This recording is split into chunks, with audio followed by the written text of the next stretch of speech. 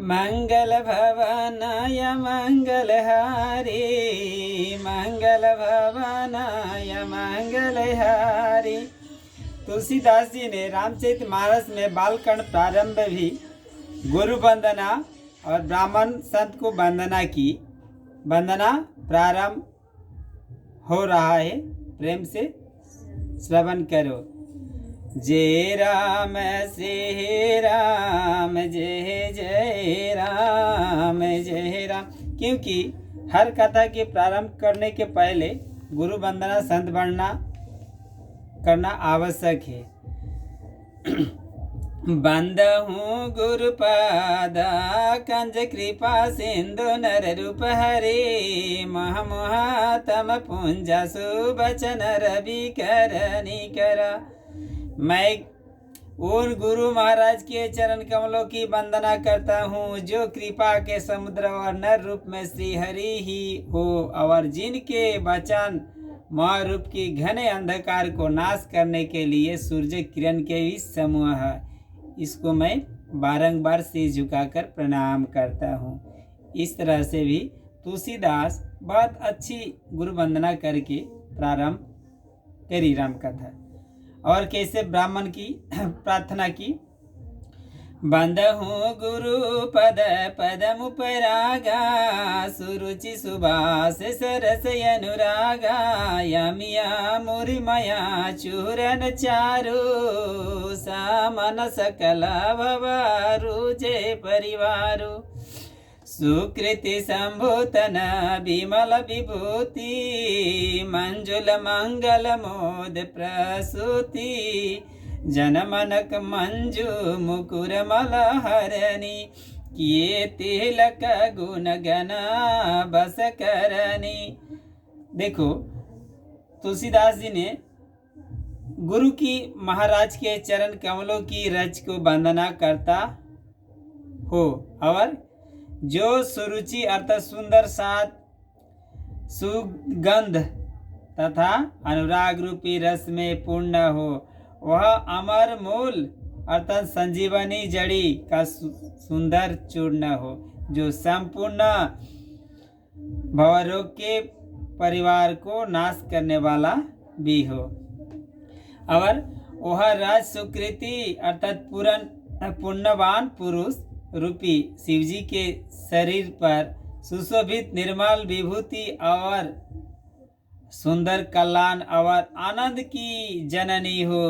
भक्तों के मन रूपी सुंदर दर्पण के मूल को दूर करने वाला और तिलक करने से गुरु की समूह के बस में करने वाला हो। श्री गुरु पद नख मणि गण ज्योति, सुमिरत दीप दृष्टि हिया होती, दलन मोह तमसो सप्रकाशु, बड़े भाव गए उरया वही जासु। श्री गुरु महाराज के चरण नखों की ज्योति मणियों के प्रकाश के समान भी हो, जिनके शरण करते ही हृदय में दिव्य दृष्टि उत्पन्न हो जाती हो। वह प्रकाश ज्ञान रूपी अंधकार का नाश करने वाला हो। वह जिसके हृदय में आ जाता हो उनके बड़े भाग हो, क्योंकि बड़े भाग हो भगवान के भक्ति पाना भी बड़े भाग के कारण है।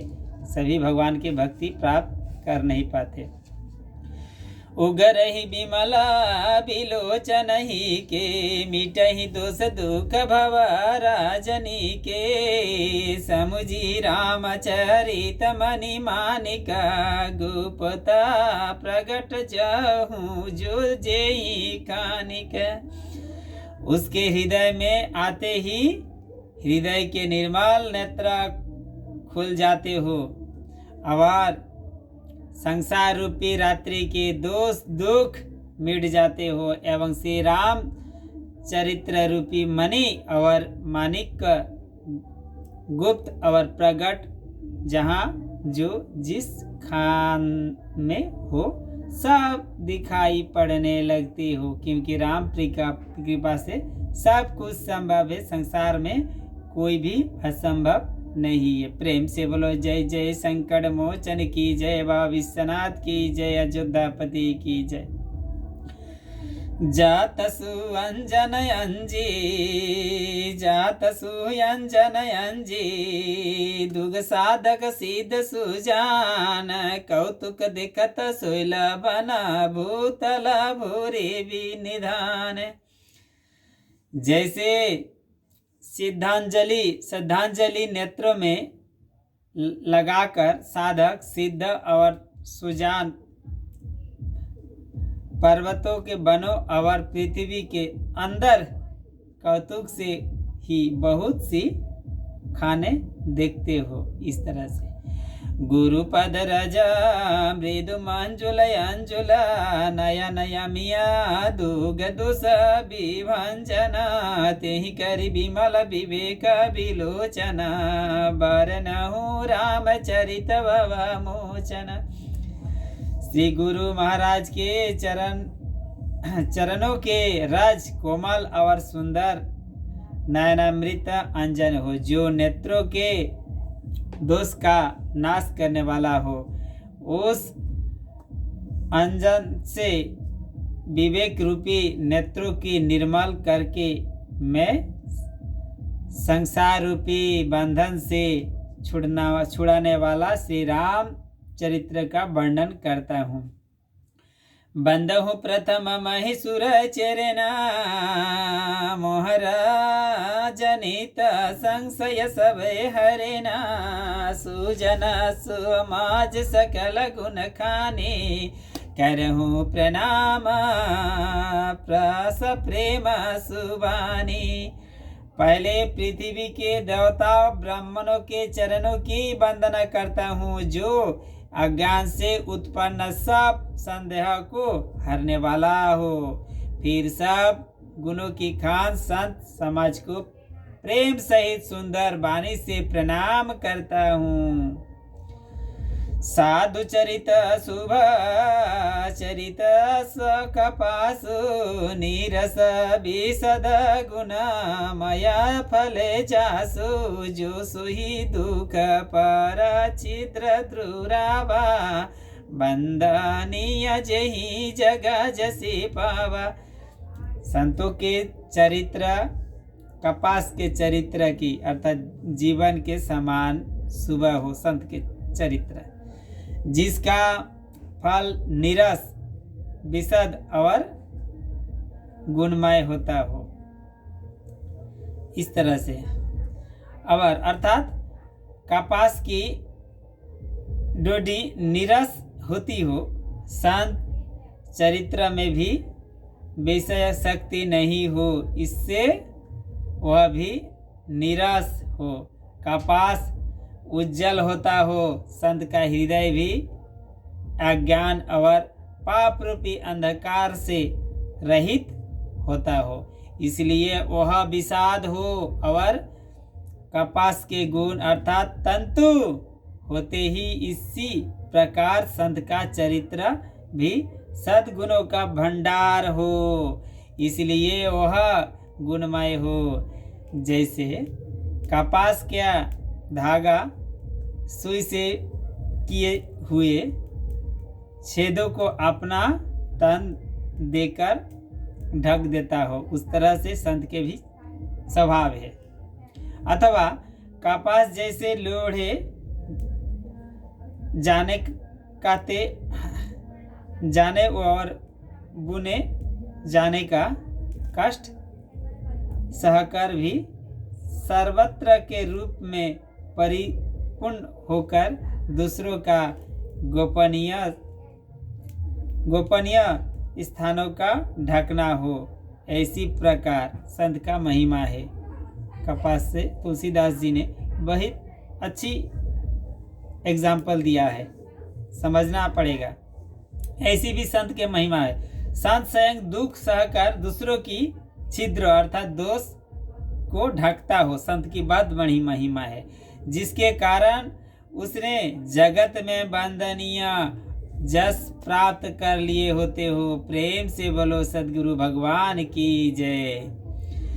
मोद मंगलमय संत समाजु जो जगै जंगमा तीरथ राजो राम भक्ति जहूँ सुर सरिधारा सरसही ब्रह्म विचारे प्रचार।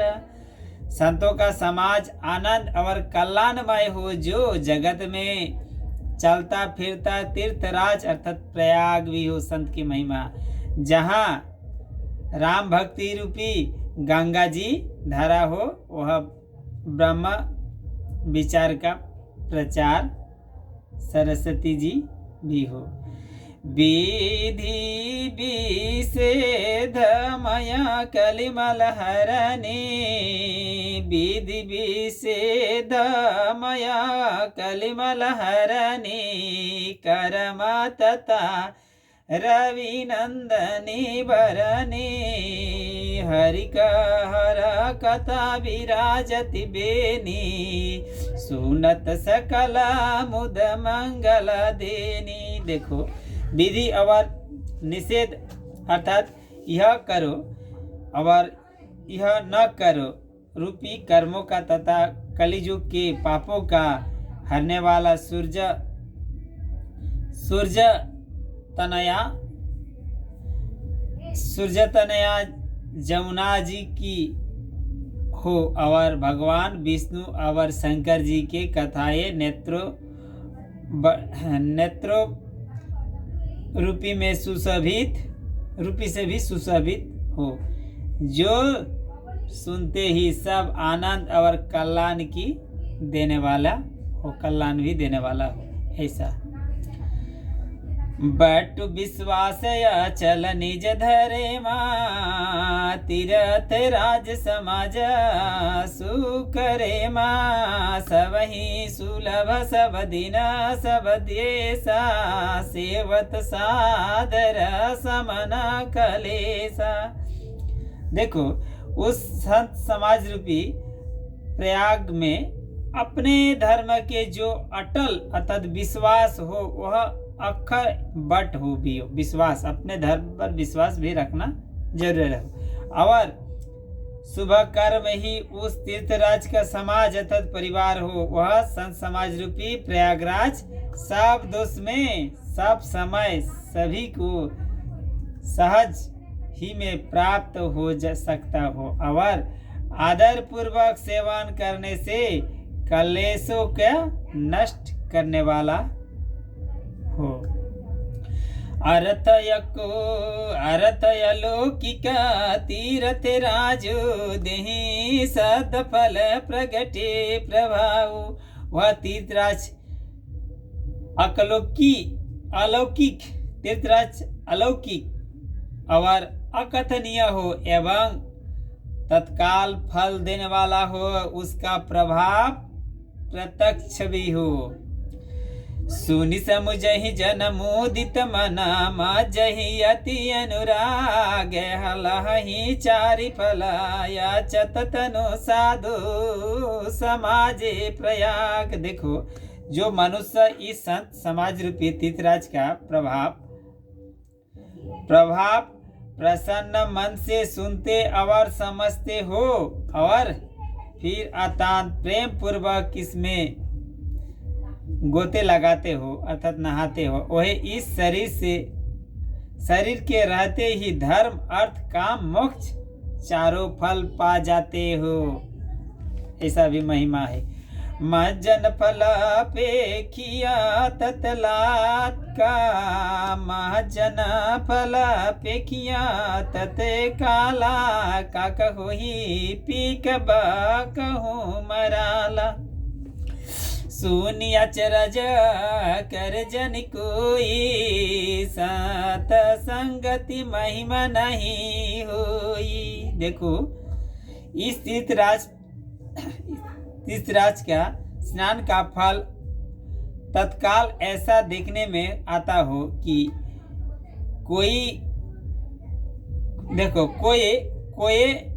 कोयल बन जाते हो, कोयल भी बन जाते हो और बबूले अर्थात बबूले हंस यह हो जाते हो। देखो तीर्थराज प्रयाग का तत्काल ऐसा देखने में एक महिमा है। राम भक्ति का भी, इस सभी राम भक्ति का महिमा है। ऐसा भी होता है कोयल बन जाते हो और बबूले हंस हो जाते हो। यह सुनकर कोई आश्चर्य न करे, क्योंकि संत की महिमा भी छिपी नहीं होती, संत की महिमा प्रकट हो जाती हो। वाल्मीकि नारद घट चूनी निज निज मुखनी कही निज होनी जलचर तलचर भवचर नाना जी जड़ चेतन जीव जहाना। देखो वाल्मीकि जी ने, नारद जी और अगस्त जी ने अपने अपने मुख से भी अपनी होनी अर्थात जीवन का वृत्तांत कही हो, हम भी नहीं कही हो। इस सब भगवान की महिमा वाल्मीकि जी ने कही है, नारद जी ने कही है, अगस्त जी ने कही है, सभी अपने अपने मुख से वर्णन की है। जल में रहने वाले, जमीन पर चलने वाले और आकाश में विचरने वाले नाना प्रकार के जड़ चेतन जितने जीव इस जगत में भी हो, मति मति की रति गति भूति भलाई जब जेहि जगत जहाँ जेहि पाए सुजानवा सत्संग प्रभाव को लो कहूँ वेद नया नहीं पाऊँ। देखो उनमें से जिसने जिस समय जहाँ कहीं भी जिस किसी बुद्धि कीर्ति सद्गति विभूति अर्थात ऐश्वर्य और भलाई पाई हो, सो सब संत का ही प्रभाव समझना चाहिए, क्योंकि संत के प्रभाव छड़ा नहीं है। वेदों की और लोक में भी इनकी प्रतिष्ठा का दूसरा कोई उपाय नहीं हो, प्राप्ति का, वेद का भी प्राप्ति। बिनु सत्संग विवेक न हुए राम कृपा बिनु सुलभ न सोए सत्संगत मुद मंगल मूला सोहि फल सिद्धि सब साधन फूला सठ सुध रही संगति पाए पारस परस को घाते सुहाई विधि बस सुजन सुकुसंगत पर हे फनी मनि समा निज गुण अनुसराई। देखो अच्छी भी प्रभाव बंद संत की बिना विवेक नहीं होता है। तुलसीदास जी ने कही है राम जी का कृपा से भी बिना वह संत का सहज में मिलता हो नहीं, संत के राम कृपा से भी संत नहीं मिलता। संगति की आनंद और कल्याण की जड़ हो, संत की सिद्धि अर्थात प्राप्ति ही फल हो और सब साधन तो फूल हो। दुष्ट भी संगति पाकर भी दूसरे सुधर जाते हो। दुष्ट जो लोग हैं सत्संगति पाकर भी सुधर जाते हो। जैसे पारस के स्पर्श से लोहा सुहावना हो जाते हो अर्थात सुंदर हो, सोना बन जाते हो, किंतु देवगण से यदि कभी सज्जन कुसंगति पड़ जाते हो, देव जोग से कभी कुसंग पा जाते हो, तो वहाँ भी सांप की मणि के समान अपने गुण का ही अनुसरण करते हो। अर्थात निज प्रकार सांप